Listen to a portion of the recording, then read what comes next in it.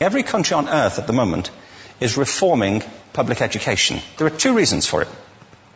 The first of them is economic. People are trying to work out, how do we educate our children to take their place in the economies of the 21st century? How do we do that?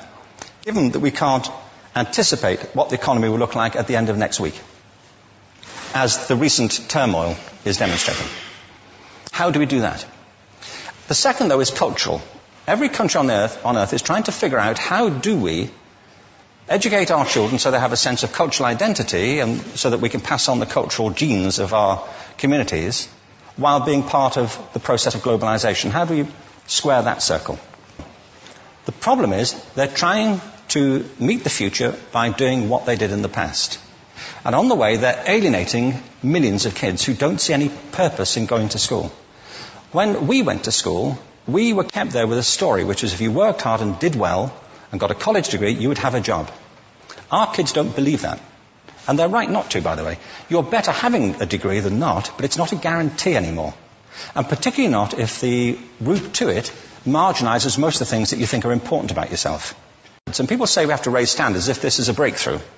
You know, like, really, yes, we should. Why would you lower them? You know, I mean, I haven't come across an argument that persuades me of lowering them. But raising them, of course we should raise them. The problem is that the current system of education was designed and conceived and structured for a different age. It was conceived in the intellectual culture of the Enlightenment and in the economic circumstances of the Industrial Revolution. Before the middle of the 19th century, there were no systems of public education. Not really. I mean, you could get educated by Jesuits, you know, if you had the money. But public education, paid for from taxation, compulsory to everybody and free at the point of delivery, that was a revolutionary idea. And many people objected to it. They said it's not possible for many street kids, working class children, to benefit from public education. They're incapable of learning to read and write, and why are we spending time on this? So there's also built into it a whole series of assumptions about social structure and capacity. It was driven by an economic imperative of the time, but running right through it was an intellectual model of the mind, which was essentially the Enlightenment view of intelligence. That real intelligence consists in the capacity for a certain type of deductive reasoning and a knowledge of the classics originally, what we come to think of as academic ability. And this is deep in the gene pool of public education, that there are really two types of people, academic and non-academic, smart people and non-smart people. And the consequence of that is that many brilliant people think they're not, because they've been judged against this particular view of the mind. So we have twin pillars, economic and intellectual. And my view is that this model has caused chaos in many people's lives. It's been great for some. There have been people who have benefited wonderfully from it. But most people have not. Instead, they suffer this. This is the modern epidemic, and it's as misplaced and it's as fictitious. This is the plague of ADHD. Now, this is a map of the incidence of ADHD in America, or prescriptions for ADHD. Don't mistake me here. I don't mean to say there is no such thing as attention deficit disorder. I'm not qualified to say if there is such a thing. I know that a great majority of psychologists and paediatricians think there is such a thing. But it's still a matter of debate. What I do know for a fact is it's not an epidemic. These kids are being medicated as routinely as we had our tonsils taken out. And on the same whimsical basis, and for the same reason, medical fashion. Our children are living in the most intensely stimulating period in the history of the earth. They're being besieged with information and calls for their attention from every platform, computers, from iPhones, from advertising hoardings, from hundreds of television channels. And we're penalizing them now for getting distracted. From what? Boring stuff. At school, for the most part. It seems to me it's not a coincidence totally that the incidence of ADHD has risen in parallel with the growth of standardized testing. Now, these kids are being given Ritalin and Adderall and all manner of things, often quite dangerous drugs, to get them focused and calm them down. But according to this, attention deficit disorder increases as you travel east across the country. People start losing interest in Oklahoma.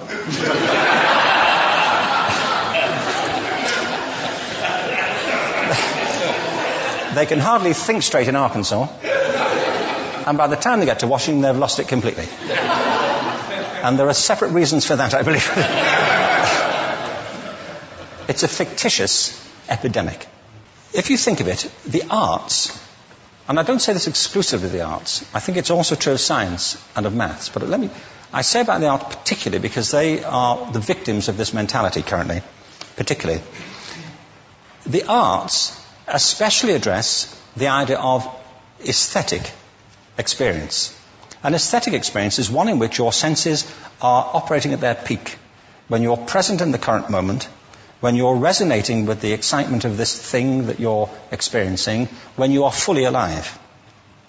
An anesthetic is when you shut your senses off and deaden yourself to what's happening. And a lot of these drugs are that. We're getting our children through education by anesthetizing them. And I think we should be doing the exact opposite. We shouldn't be putting them asleep. We should be waking them up to what they have inside of themselves. But the model we have is this. I believe we have a system of education that is modeled on the interests of industrialism and in the image of it. I'll give you a couple of examples. Schools are still pretty much organized on factory lines, ringing bells, separate facilities, specialized into separate subjects. We still educate children by batches. We put them through the system by age group. Why do we do that? Why is there this assumption that the most important thing kids have in common is how old they are? It's like the most important thing about them is their date of manufacture. You know what I mean? Well, I know kids who are much better than other kids at the same age in different disciplines. Or at different times of the day. Or better in smaller groups than in large groups. Or sometimes they want to be on their own. If you're interested in the model of learning, you don't start from this production line mentality. It's essentially about conformity, and increasingly it's about that as you look at the growth of standardized testing and standardized curricula. And it's about standardization. I believe we've got to go in the exact opposite direction. That's what I mean about changing the paradigm. There was a great study done recently of divergent thinking. It was published a couple of years ago. Divergent thinking isn't the same thing as creativity. I define creativity as the process of having original ideas that have value. Divergent thinking isn't a synonym, but it's an essential capacity for creativity. It's the ability to see lots of possible answers to a question, lots of possible ways of interpreting a question, to think what Edward de Bono would probably call laterally, to think not just in linear or convergent ways, to see multiple answers, not one. So, there are tests for this. One kind of cod example would be people might be asked to say, how many uses can you think of for a paperclip? Well, those routine questions. Most people might come up with 10 or 15. People who are good at this might come up with 200. And they do that by saying, well, could the paperclip be 200 foot tall and be made out of foam rubber? Does it have to be a paperclip as we know it, Jim? Now, there are tests for this, and they gave them to 1,500 people. This is in a book called Breakpoint and Beyond. And on the protocol of the test, if you scored above a certain level, you'd be considered to be a genius at divergent thinking. Okay? So my question to you is, what percentage of the people tested, of the 1,500, scored at genius level for divergent thinking? Now, you need to know one more thing about them. These were kindergarten children. So what do you think? What percentage at genius level? 80. 80, okay. 98%. Now, the thing about this was it was a longitudinal study.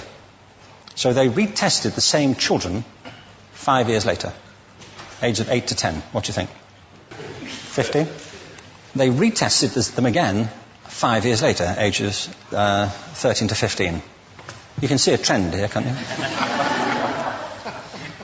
Now, this tells an interesting story.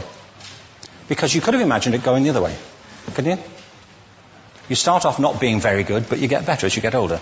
But this shows two things. One is we all have this capacity. And two, it mostly deteriorates. Now, a lot of things have happened to these kids as they've grown up. A lot.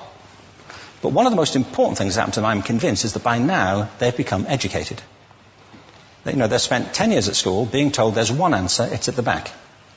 And don't look. And don't copy, because that's cheating. I mean, outside schools, that's called collaboration, but inside schools. Now, this isn't because teachers want it this way.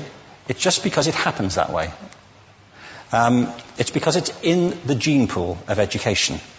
We have to think differently about human capacity. We have to get over this old conception of academic, non-academic, abstract, theoretical, vocational, and see it for what it is, a myth. Secondly, we have to recognize that most great learning happens in groups, that collaboration is the stuff of growth. If we atomize people and separate them and judge them separately, we form a kind of disjunction between them and their natural learning environment. And thirdly, it's crucially about the culture of our institutions, the habits of the institution and the habitats that they occupy.